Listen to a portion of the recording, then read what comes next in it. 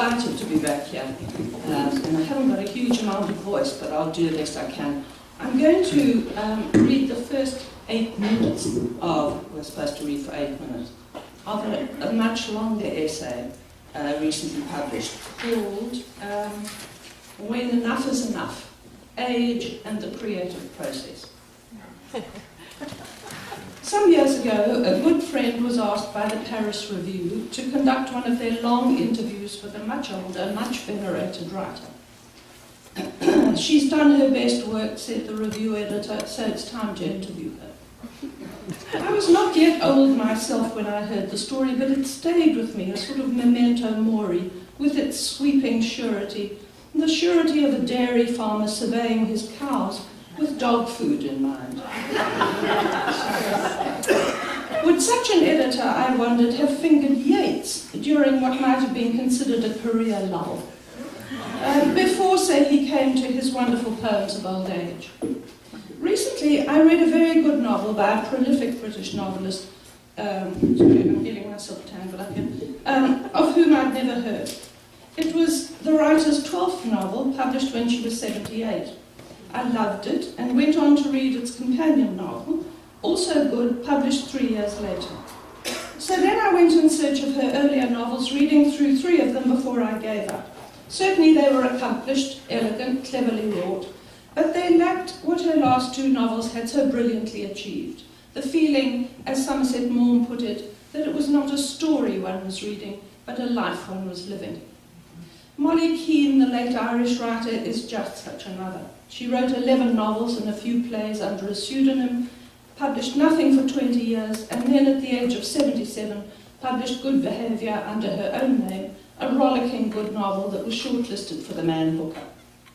So at what point in these writers' long careers might the farmer have pronounced them dog food? And what would he have done with Jean Rhys during her almost 30 years of silence between Good Morning Midnight and Wide Sargasso Sea? Or with Doris Lessing when she veered off into Sufism and outer space? The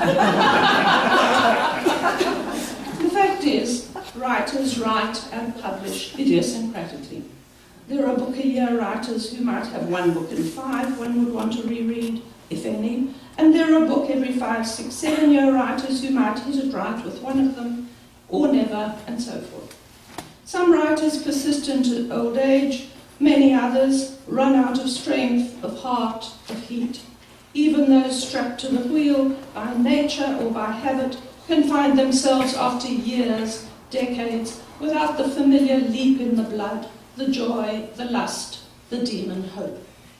Now I'm more conscious of the possibility that everything could be lost, said Alice Munro at the age of 63, that you could lose what had filled your life before. It's something I never would have been able to think of losing 20 years ago, the faith, the desire. It's not the giving up of the writing that I fear, it's the giving up of this excitement, or whatever it is, that makes you write. What Munro seems to be talking about is not writer's block, but rather writer's fatigue. The dirty little secret whispered among older writers, I'm tired, I'm sick of it, not curious enough to go after something new the way I used to. Anyway, it's no longer who am I found this out already, it's who are they, and that line I owe to Molly Giles. And do I care enough about them to find out when what I really want is peace? To sit in a wicker chair looking out to sea, or dig in the garden, unobliged to play spouse, parent, grandparent, host or hostess, when all I want is to flee the things and the people that seem to hold me in place, to grab what's left of life and make a run for it. But where to? And won't I, without the work, feel life to be fraudulent? And anyway, how will it be without the work, without even the pretense of work, the justification of it? I suppose, says Munro, it's like when you don't fall in love anymore. Perhaps.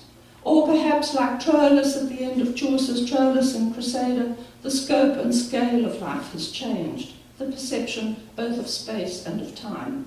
There in heaven, Troilus looks down with contemptus mundi at Crusader running around with the Greeks and at the little spot of earth on which he'd been slain.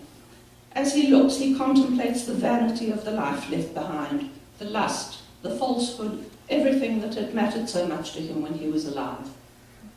Lust, or at least the erotic in its myriad forms, plays no small part in the life of the imagination. And so, when it begins to seep away, as inevitably it must, what is left to take its place? Ambition, pride, rage. Rage would be my guess. Not the rage of regret, but the rage that comes with wasting time, squandering what's left of one's time on domestic chores, social obligations, or worst of all, in working doggedly towards an inspiration that simply never arrives. I think it's a brave fault in life, wrote Philip Larkin, that so much time is wasted in social matters, because it not only takes up time when you might be doing individual private things, but it prevents you storing up the psychic energy that can then be released to create art or whatever it is. It's terrible the way we scotch silence and solitude at every turn, quite suicidal. I can't see how to avoid it without being very rich or very unpopular. And it does worry me, for time is slipping by and nothing is done. It isn't as if anything was gained by this social frivolity. It isn't. It's just a waste. I've always found, said Rebecca West, I've had too many family duties to enable me to write enough. I would have written much better, and I would have written much more without them. Contrary to what one may imagine, age, not youth, is more likely to be a time of scatter, of mind, of action, of intention, of desire, a version of what William James termed Saracenheit, torn to pieces full. It used to be that one could field family, guests, phone calls, emails, never losing touch with the sort of deep, strong undercurrent that could always be counted on to carry one forward in one's work. No longer. Now the impetus to work has to be terrified into life by a deadline, or, failing that, by an attack of hope. The sort of hope that seems to come, if at all, with untrammelled time, free from the interruptions one seems somehow and against all sense to welcome in. As Seamus Dean put it to Nuala Whalen, endless charities with yourself as donation. But still the question is why? Horror vacui, horror of solitude, of abandonment, of loneliness and despair. Just consider the sway exerted by adult children and their families over parents. Could this have happened to those parents during the chain gang years of parenthood when those children were young? Then at least a mother could be pitied for trying to snatch back time for herself. She was not expected to demonstrate a trolls-like perspective at the sight of a grandchild throwing a tantrum or trying to twist the ear of a dog. Nor was she assumed to embrace with gladness the role of quiet old bunny, knitting in a chair and whispering hush. It's a standard injunction in ancient Chinese classics of filial piety that adult children, when their parents are old and discontent, should crawl about on the floor, acting like children themselves, in order to entertain the parents and make them feel young again. I'm not sure that observing an adult child crawling around on the floor would achieve much for me. On the contrary, I recently found my arm rising through the air to give my 42-year-old daughter, behaving exceedingly childishly, a resounding slap across the cheek. Silence, at least for a few seconds. Blessed silence. After which I was left wishing one could slap any number of people more often. But one can't, of course, at least not if one prefers to stay out of jail or out of hospital. One must simply content oneself with the sort of mutterings of complaint common to the aged, or behave like a child oneself, demanding, refusing, snatching away from others, or just playing nicely with the toys one has at hand, pen, ink, paper, computer, dictionary, and above all, words themselves. The ability to play is essential to creativity. Why? How? Even Freud declared psychoanalysis unable to throw any light on the matter. What can be said is that creativity requires a sort of openness to discovery. A mood, a mode, a facility of mind free of preconception, by which I do not mean experimental writing, whatever that is. On this, I am entirely of a mind with Anatole Broyard, who said when something is called experimental fiction, it generally means the experiment failed.